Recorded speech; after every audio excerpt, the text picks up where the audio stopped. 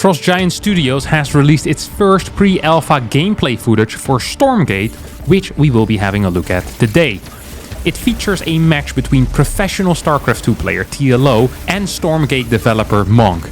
It is a mirror matchup in which both players play the human-like faction. We will be viewing this from an observer perspective with cut-ins from both players explaining their thought process as the game is progressing. We will be introduced to a bunch of different units as well as some prediction facilities and defensive structures. So let's get ready to rumble. Hi guys, this is TLO. Obviously played RTS my entire life, so it's been a real privilege for me to be one of the first people to try out Stormgate.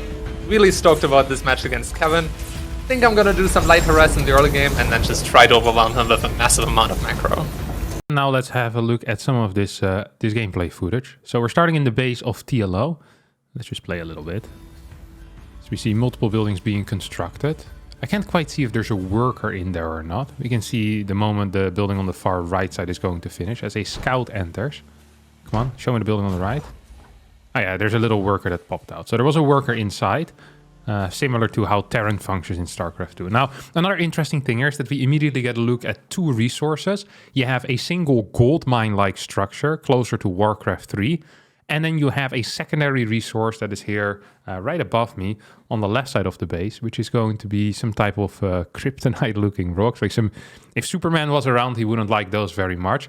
Interesting to note is that you require 12 workers to saturate a single gold mine. So there's just something to kind of keep in mind here. So it is similar to what you have in StarCraft 2. StarCraft is 16 workers, but then you have them over multiple mineral patches, obviously. We can see at the minimap that there's a couple of expansions and also some other things, but I'm sure we'll get into that a little bit later.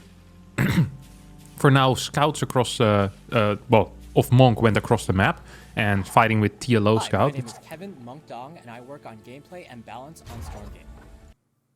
Hello, Kevin Monk Dong. Thank you for interrupting me mid-sentence there. But yeah, we see the two scouts here just kind of fighting with each other as TLO has produced one other unit, which is called a Lancer, that has 250 HP, which is very high if you compare it to StarCraft numbers. So thinking that DPS is similar to what StarCraft is, then perhaps fights will take kind of a little bit longer, more into the Warcraft 3 direction, I guess. They did say before that the human-like faction will have the highest HP units out of all of them. So just something to keep in mind.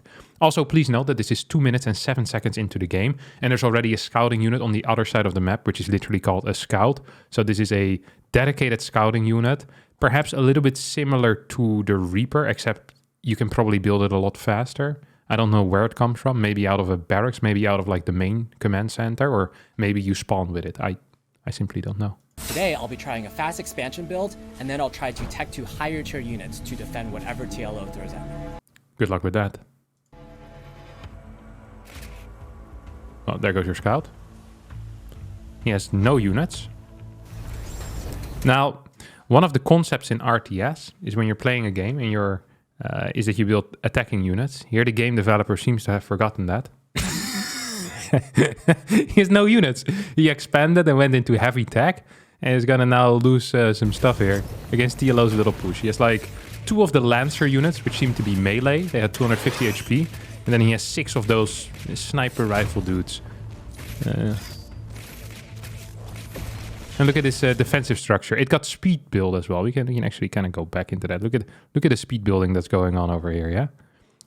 Similar to how human actually worked in Warcraft 3, you could have multiple workers, peasants, construct one structure, and then it would build quicker. And that allows for a wild variety of things. It often costs more resources, not just because you're building and you're losing resources by not mining, but also because you have to invest more resources to build faster. So I'm curious if that's going to be the case here as well, or if you just only lose the resources that you're not mining. What are these massive 2 buildings right next to it? I have no clue. They look cool. Command post? Yeah, this defensive structure seems relatively weak. Like, it's hardly dealing any damage. Like, over time it might be good, but initially not great. These Vulcans, however, very high damage output. Look at that. 500 HP as well. I did a lot of worker damage there, so I'm at a pretty bad economic disadvantage. I'm going to have to try some really sneaky tactics. Maybe getting an upgrade TLO isn't familiar with. Perhaps, maybe even luckily creepjacking him. This is a low tier move, my friends. This is getting an upgrade that the opponent isn't aware of. This is like the kids back in the day that would have a little card game that they invented that only they knew the rules of. And when they were losing, they would just invent a new rule. It's like, ta-da, this is how you win as well. All jokes aside, though, there is some nice harassment going on. Some abilities. It's a medevac, I guess this is, or a drop ship, whatever you want to call it, goes in. And it comes in with a creep check here, as TLO was creeping those chickens. And let's just pay attention to what... First of all, we can see the dash move here. Let's actually look at that again in case you missed it. Poof, look at this dash. It's like a dash that also seems to stun at the same time. Individual unit. Deals a bit of damage and stuns, allowing you to kill those units easily. And then kills the chickens that were, I guess, the creep camp over here. Now, we do also see a weird little pink ball that was sitting over there. That could be some type of buff. We also see resources behind it. So perhaps just like in Warcraft 3, resources are guarded by creeps that you need to kill. And then these creeps, rather than dropping items and giving you a level, because there are no hero units seemingly, I think they give you some type of like the mineral or the gold type of resource, and perhaps a little bit of a buff as well.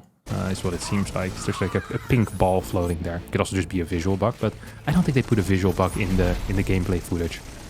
Now here we have the 2 Vulcans. Saw the range on that pickup, by the way. I'm just pointing things out as we go. Look at the range on the pickup here. It looks fairly smooth as he dashes forward.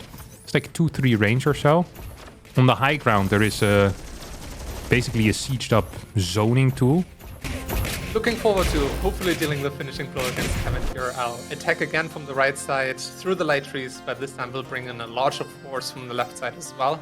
And I think I'll be able to out-micro him here. He has a more static mech army, I believe, and my bio unit should be able to touch all the tech shots, get in there, and have a pretty smooth path of tech here.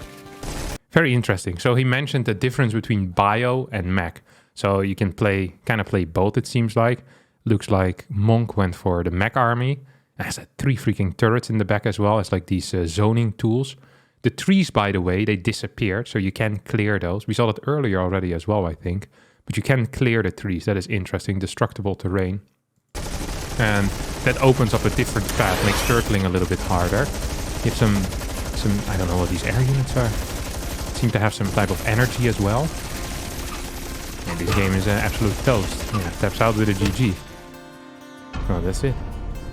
StormGate, wishlist on Steam. We're just getting started. Nice little footage we have over here. But what is the real info that we got from this? Let's go into it. So the first bit of footage at the start we actually kind of ignored, but it is kind of informative as it shows us how big armies get, I guess. Like the map feels pretty clumped up at this point. So I feel like this feels close to a maxed out army, or at least to how many units can fit in this much of a space. This is definitely less units than StarCraft 2, but it is significantly more units than Warcraft 3. The fight also seems to take quite a bit longer, despite there being pretty heavy splash, and projectiles seem to fly a little bit slower as well, giving more time for skill moves, I guess, than in... Oh my god, there's so many bio units on that left side screen. Than there is in StarCraft 2, at least. Like, this is a relatively long fight for StarCraft 2 standards. I think every single fight that we're seeing in one of these 3 screens, which I recommend you watch this part of the video 5 times over so you can see everything. They all tend to last a little bit longer than I'm used to in StarCraft 2, but still significantly faster than Warcraft 3. For people who haven't played Warcraft 3, in Warcraft 3, fights would often last for 5 hours. Like the entire game would just be one fight that technically never ends. Okay, that's not completely accurate, but you get what I'm saying.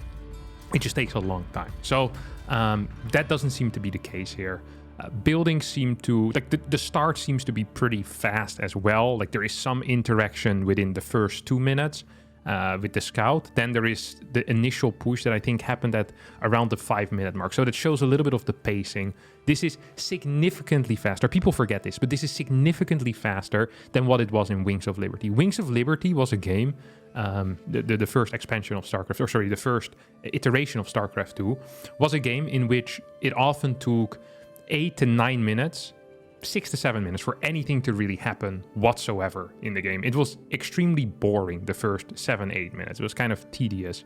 So yeah, the starting speed seems to be a little bit higher. Also note how little supply structures there are so far. We have 18 out of 40 supply with only 2 supply structures, so it feels like you don't need to build as many. They also seem to take up quite a bit of space, so I think less overall supply structures will be needed to continue playing, making the one ability that I have, not getting supply blocked, less important apparently in this game. Freaking great. Unbelievable.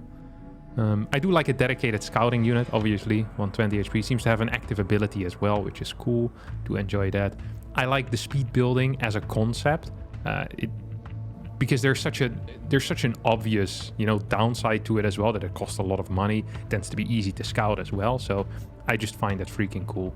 The fact that speed building is in the game. I think it's a good decision. I wish StarCraft 2 had speed building. I think that it feels good for humans to speed build. I think these massive volcans, they do look nice, but yeah, I'm not an art guy, If you're here for the art analysis, you're the wrong place. This is the gameplay analysis, okay? I haven't played the game yet, by the way, so all of this is just, my eyes. I say what I see, basically. I'm okay with what I see so far. Also feels like there's less expansions than in StarCraft 2.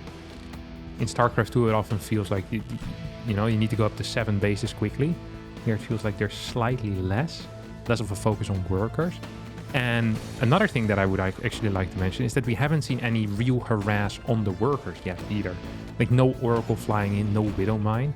Not sure what I think about that. I actually kind of like Oracles and Widow Mine drops. But then again, maybe those units just haven't been showcased by these 2 players.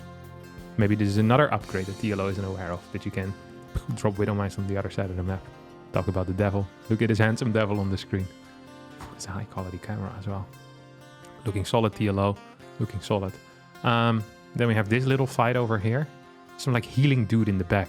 Like a medic-like structure. And here's the destructible terrain. See the trees piss off. That's nice. Ooh! That was a pickup of that siege tank by the medevac. I hadn't even seen that before. And puts it in the back. That's pretty cool, actually. Yeah. So, what do I think of this? Now, this is something that I have struggled with. And let me explain you why.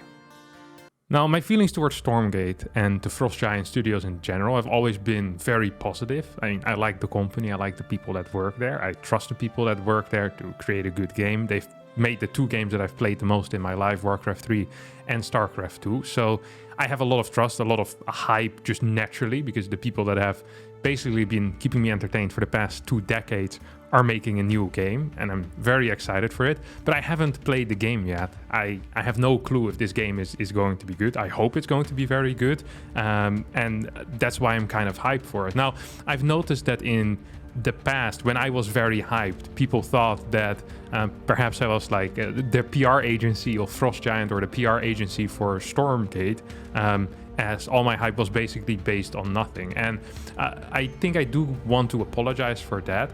I think I should have made it more clear that one of the reasons why I'm hyped or why I'm excited for the game isn't necessarily because of the things I've seen from them currently, but the things that I know they've been capable of doing in the past. So yeah, once again, I'm very excited for all of it. I'm just happy to see new things coming out of it, but that it's not so much to do with the actual content. I mean, the game looks cool, but I haven't played it, so I can't actually make a good judgment on how this looks or how this feels. I mean, if they would have released a complete crap trailer, I would have said, well, this trailer looks complete crap, but that is not something that I had expected. This is pretty much in the line of expectations. Once I get my hands on the alpha or the pre-alpha or the beta or whatever, and I'm allowed to make videos about it, I can perhaps give some more pointed critiques as well, because then I have the actual game in my hand. But before that point, all I have is just the hope that this is going to be a great game. And I really do want to apologize for that I haven't stated that more clearly before,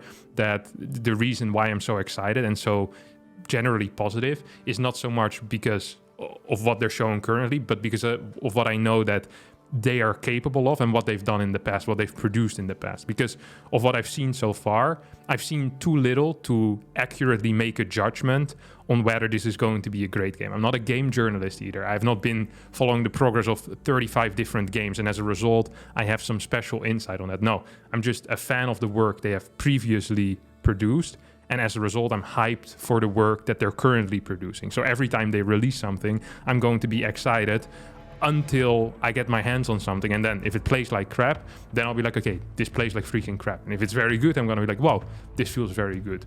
In my mind, Stormgate is going to be the one game that has a chance to be a successor of StarCraft 2. There's not been another RTS where I've been hyped for, where I had the same feeling and where a large part of the community felt the same way. So yeah, that's going to be my position for now. That's going to be my position until I can actually play the game. And I hope you all understand that. So yeah, thanks all so much for watching this hype video. And if you did enjoy it, don't forget to hit the like button, subscribe to the channel. I'll see all of you next time for a new one. Ciao, ciao.